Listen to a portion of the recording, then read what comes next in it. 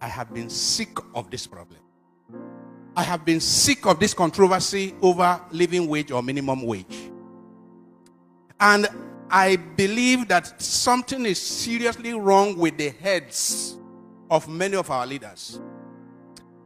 How can anyone who earns 200,000, 300,000, 400,000, 500,000, not to talk of people who earn 1 million, 2 million, how can they go to sleep in good conscience every day?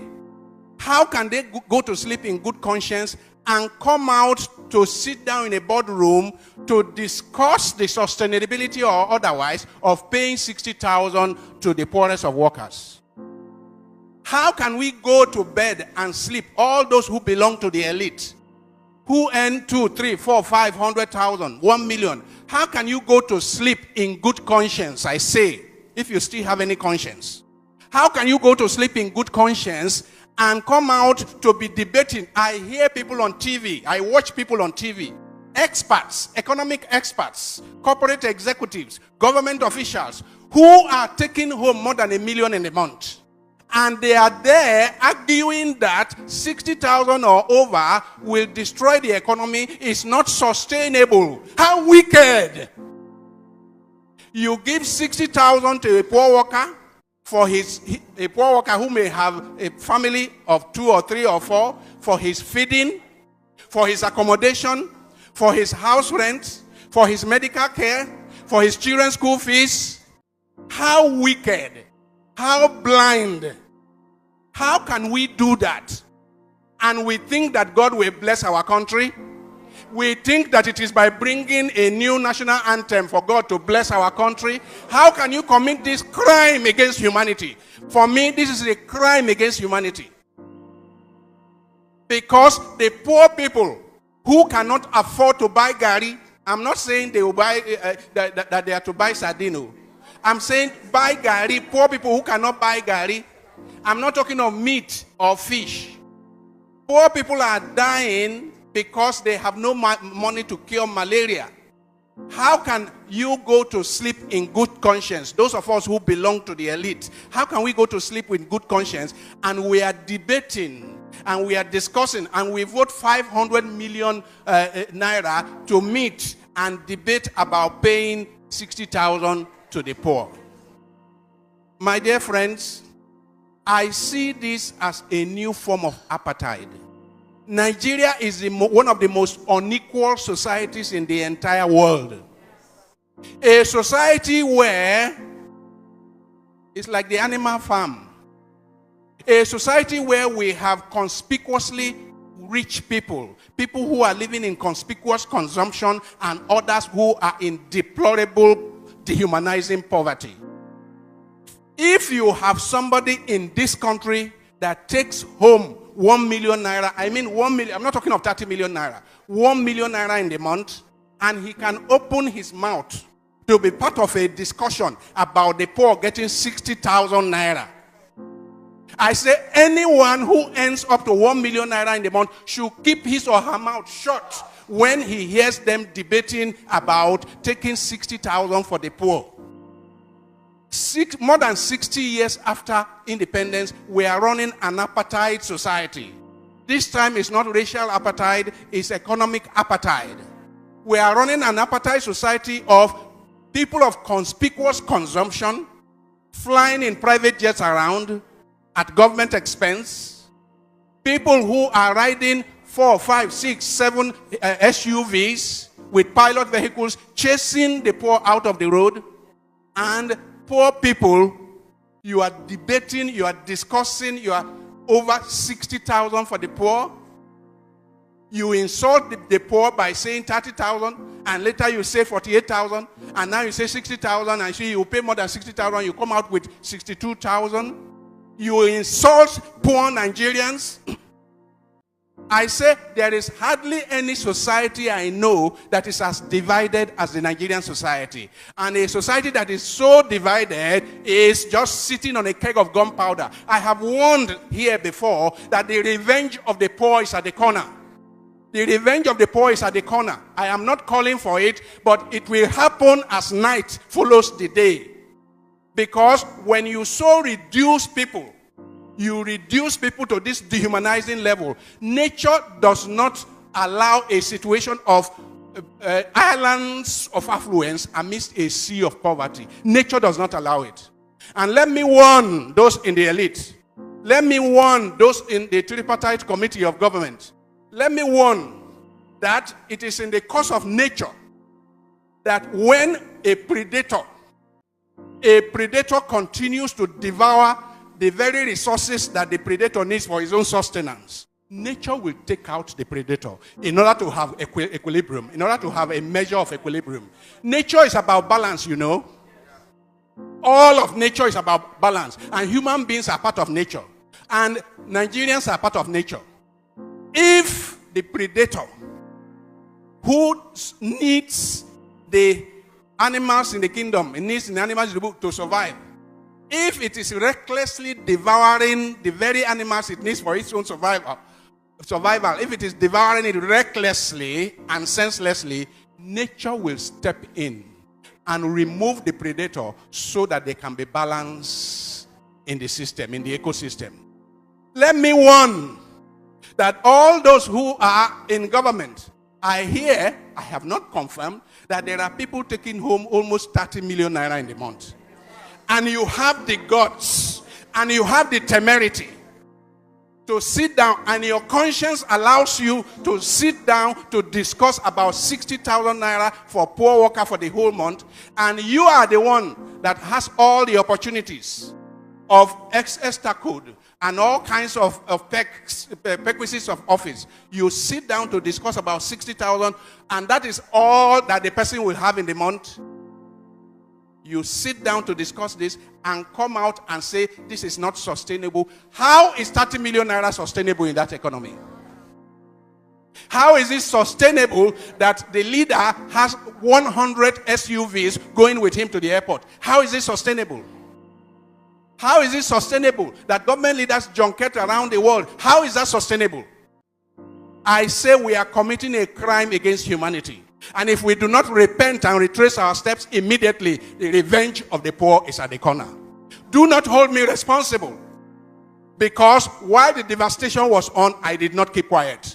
Do not hold me responsible, because while the madness was on, I did not sit on the fence. I kept on shouting that the revenge of the poor is at the corner unless we change our course. And if we do not change our course, we will end up where we are headed. And where we are headed is devastation, is destruction, is violent revolution. I rest my case. Wow. Honestly, I never believed that someone could actually speak my mind like the way Reverend Father Ehusani has to say, like concerning the minimum wage. Honestly, see, it's just so disturbing and disorganizing at the same time, because honestly these politicians, I don't know what they intend to take people or what they intend to do with people's life and all that, but honestly I love it when men of God could actually come out like they speak the honest truth, actually live the word of God, live Bible, don't analyze anything from Bibles and all that, but just speak about human being, because that is what make you a human being. Speak for people, for the voiceless, for people that don't have a voice to speak for themselves and all that. And this thing is so shameless that honestly our lawmakers and some set of people, ministers and these things, will come to debate that they want minimum wage to be increased to 30,000, 40,000, 50,000, 60,000, and then they say okay, they will do something about it to increase it to pay more than 60,000 above. Then they come back to tell us that they want to pay 62,000. What do family of four do out of it? And see, like I said in my previous video, I never knew that. I didn't come across this video while I was doing the other one, and honestly coming across this one and I saw it and I was happy. And I don't want to just be happy that someone could actually speak like this. Will people be able to back it up? If you're somebody that earn over $1 million naira, like he said, keep quiet. You don't need to say anything. Even you that earn that your $1 million naira, if you have family of 5, what can that 1 million or 1 million and above do for you if you don't earn up to 5 million plus? When you give your wife money to go and get groceries and all that, you pay your workers in your house, and these people, their lifestyles are being funded by the nation's money and all that, and but you don't think about other people that went to school to acquire a degree, masters and all that. Then they decide to say, okay, I want to work in my local government, I want to work in my state, or I'm working in the army or in the police and all that, and you expect their salaries to be as little as this. How do they survive? How do their family survive? Do people even think about them? Like, that is what I say, that the food that these people, their dogs in their houses eat, it can feed in a week, it can feed a family of 5 for a month. One dog, one animal that his face is looking as ugly as hair. But what can I say? This is Nigeria. It's like we don't even have humanity in our hearts anymore. Anything that you don't think about people, it's like, I don't know whether once they get into office or once they get into positions, our politicians and a whole lot of people, once they get into that office, it's like their mindset, or they have removed their brain and their mind, and then they now trash it in their bin, or they just throw it into the Atlantic Ocean. That is what I see. That is what is happening.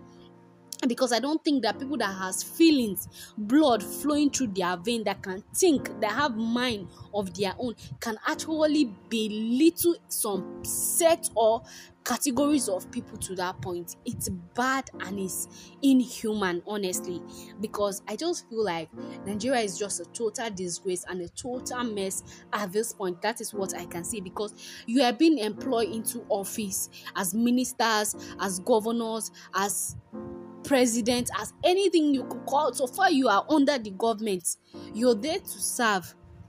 And yes, we are all serving. These are government workers. They are not, it's not everybody that is in Nigeria actually doing government work and all that. We'll come to that in a separate video. But these ones are also government workers, but those at the top, it's like they'll open their mouth widely. The tap of water will just be going into them, so it's the one that is dropping out of their mouth little that the poor will go and put. Because if you are a teacher in a government primary school or secondary school, you get scraps of what their dog have eaten. That is what you get. So some people that earn over 2, 3, 5 million naira, they will now also be in that same meeting and be saying that the 60,000 is okay. They can waka. How is the 60,000 naira okay? People could open their mouth to just vomit rubbish and all that. Why? You don't even think about do you think of how much rent they pay a year? Do you think of how much school fees they pay? They'll say, government is giving free school. If it's the government school is free, how much will you pay? Even though it's 1 or 2,000, 5,000, as clear those things. Okay, do you know how much Gary costs? These people don't eat chicken, no. Maybe the day they eat chicken is in Christmas time, that they have done susu, adashi, all those things to go and collect. Sometimes you do things, you don't even think about your fellow human being.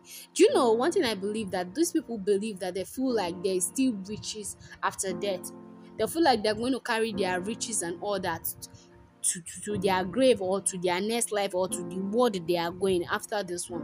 But see, if this hellfire and heaven is actually real, the fire that is going to burn a lot of politicians and a lot of rich people in Nigeria and lawmakers in Nigeria also, he's doing press up, he's dancing zazu, honestly.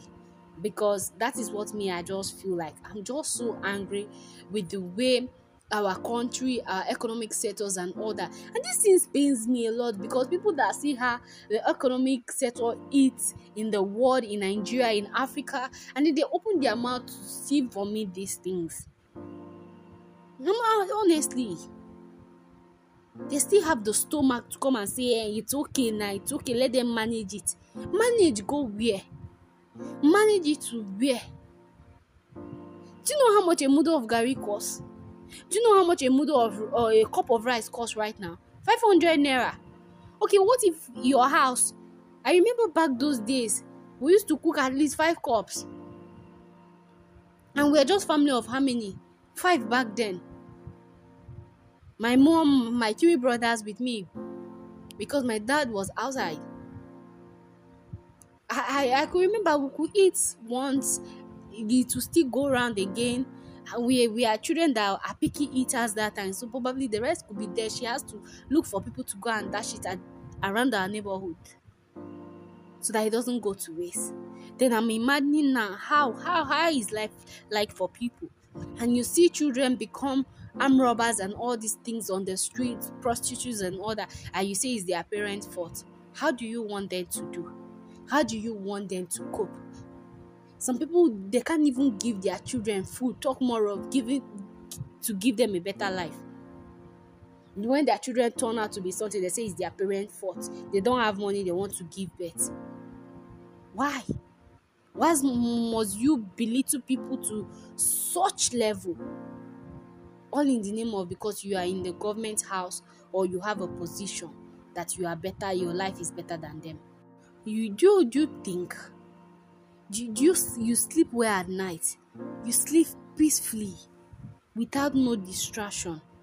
When you see people's life going this way, do you even think at all? That is just one thing me I'm just thinking about when I think about people, or when I see people in such situation or in such predicaments that they are. I always, my heart goes out to them. There are some certain kind of people living at my back. The man is an elderly person. I think about how does he feed. Eh? Tomorrow he has a young daughter around in her 15, 14 years old. How? Before you know, somebody is there deceiving her and all these things. I wonder what is going to become of these children in the future. And the environment they are living, like the state of the house is just, this kind of houses, uncompleted houses, or like, oh God. See, Kai, I feel like our politicians and lawmakers in Nigeria and those in positions, all these ministers, House of Reps and all these things, please do better. Not because of anything, but because you are a human being, you have blood flowing through your veins. Just try, please. I beg of you people, in the name of God that is in heaven. So that is just the video I want to bring. My heart, see, I'm bittered and pain at the same time, because my auntie is a victim of all these things. She's a widow. Do you know how much they pay her in our local government? Peanuts. She has 3 kids. One is in the university, one is done with secondary school, one is in SS2. How does she do? If you see her, you cry for her. She has to suffer, and she's working. She go to work every day, and then you pay her peanuts and all that. Some human beings are just wicked and evil at the same time. But what can we say? This is the world we find ourselves and the society we find ourselves. But the wicked will never go unpunished. That is just it for me. So guys, that is just the video I decided to bring your way today. Thank you very much for watching, and please do where to subscribe, comment, like, share with family and friends so that you don't miss out on any of our content. Thank you very much, guys.